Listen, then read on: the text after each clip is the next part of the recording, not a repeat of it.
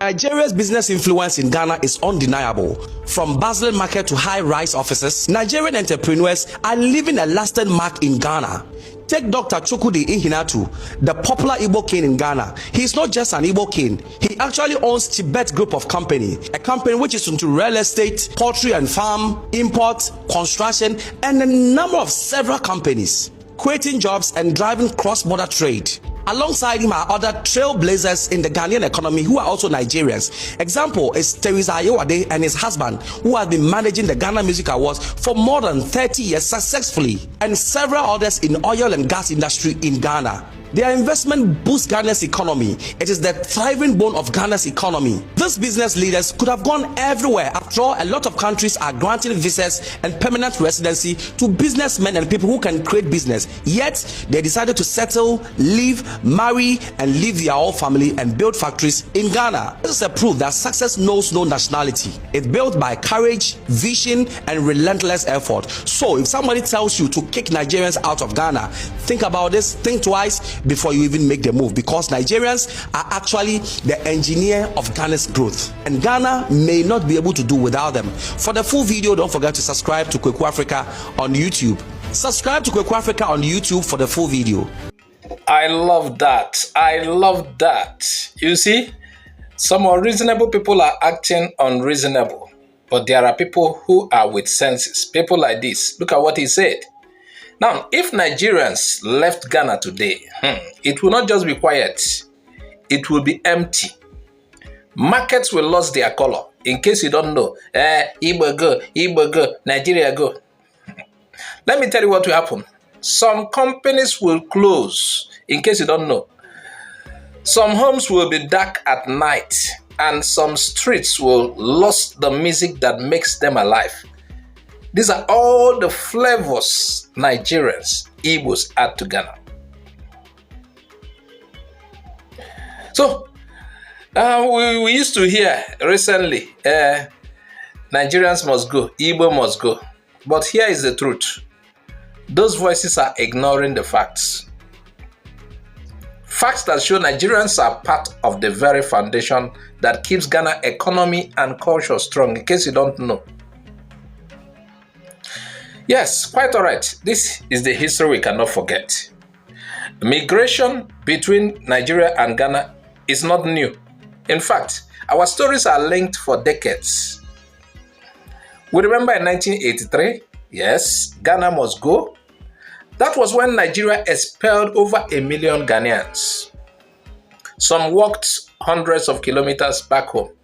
Others left businesses, and homes and dreams behind, and they left. It was painful. I'm not trying to approve of it. It was painful.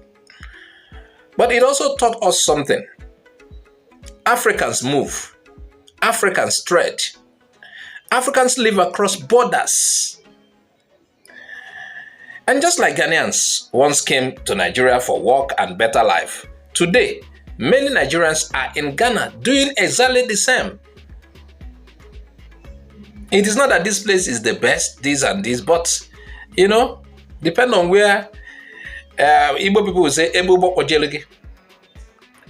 from the Basel market in Kumasi to Makola market in Accra, you will see Nigerian stores. From Tema Port to East Legion, you will meet Nigerian investors. Let's take a few examples, just like you saw in that video. Dr. Chukwudi Ihinatu, a respected Igbo king in Ghana.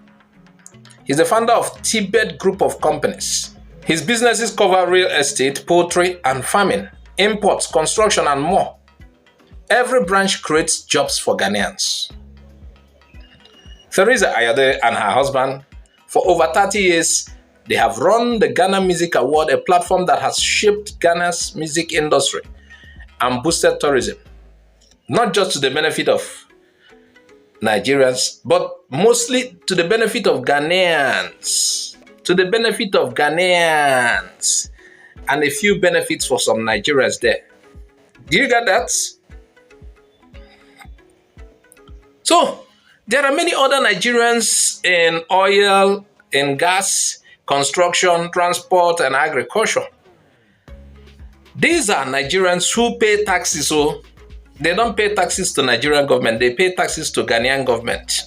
And they employ Ghanaians. And they keep the wheels of Ghana's economy turning. Did you get that? I believe those who are, Nigeria must go. This are, well, I know they think, but there are some people who are thinking well in Ghana. These people, these leaders could have taken their talents elsewhere. Some countries are begging investors like them to come, but they chose Ghana. Ghana should be grateful for that. They built in Ghana. They raised families in Ghana. They give back to their community.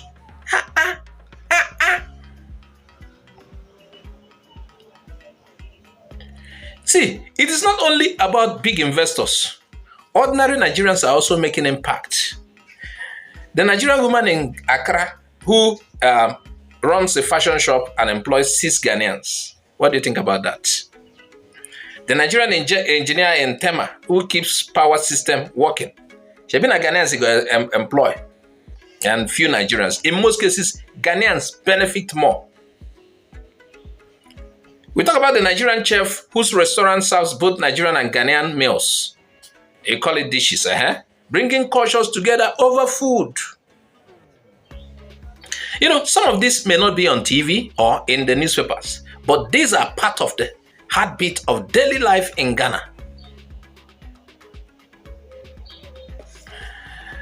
Some people argue that Nigerians bring crime to Ghana. We have things like that.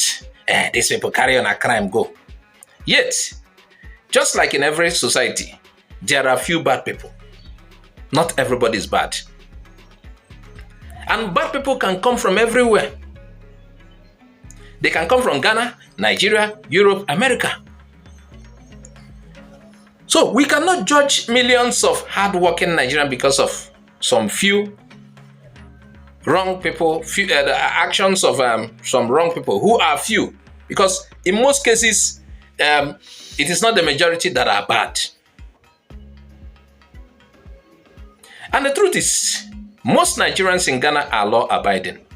They are hardworking. They are deeply connected to their communities. This is not a one-way story. Thousands of Ghanaians live in Nigeria, in case you don't know. Some of them are teachers. In fact, during my secondary school, Methodist High School, our principal there is a Ghanaian. Our English teacher is a Ghanaian. Our chemistry teacher is a Ghanaian. Was a Ghanaian.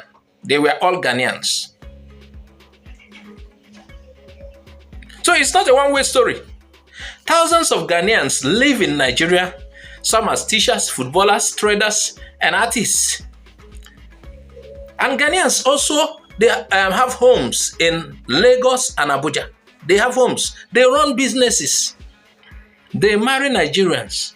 Even the so-called Shivu people are attacked, married a Ghanaian. They share our music, our food, and our faith. If we Nigerians chase Ghanaians away from Nigeria, we will lose friends, skills, and business links too. Just like Ghanaians will lose if they chase Nigerians away.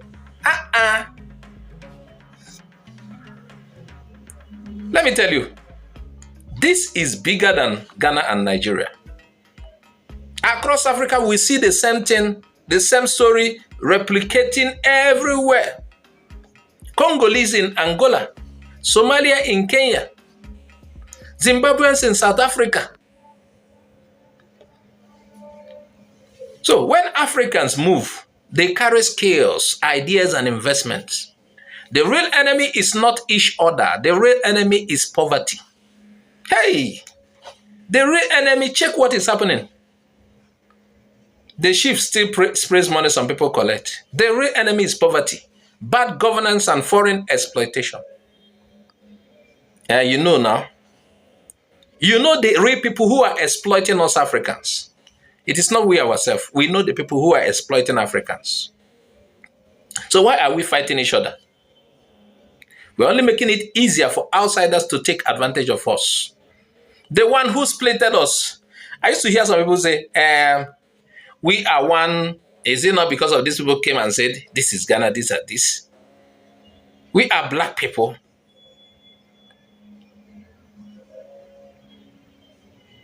Let me warn you about the dangers of xenophobia, because that is what is building. It has happened in South Africa. Xenophobia is not just hatred. It is economic suicide.